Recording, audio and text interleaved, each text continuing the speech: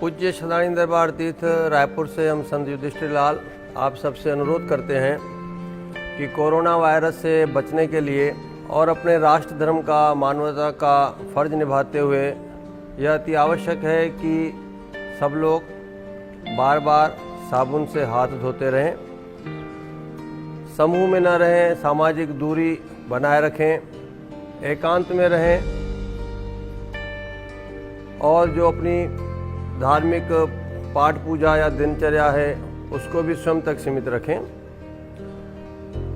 विद्वानों ने कहा भी है कि एकांत में, शांति में भी परमात्मा का वास है, उसमें और आनंद है। स्वच्छता से मानवता हर्षित होती है।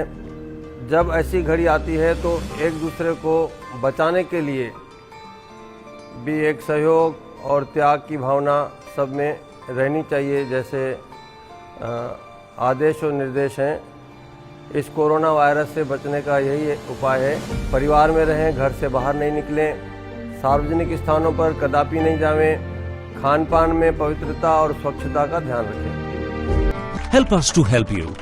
Visit your nearest health facility if you have cough, fever or difficulty in breathing, or contact helpline number 9111 2397 8046.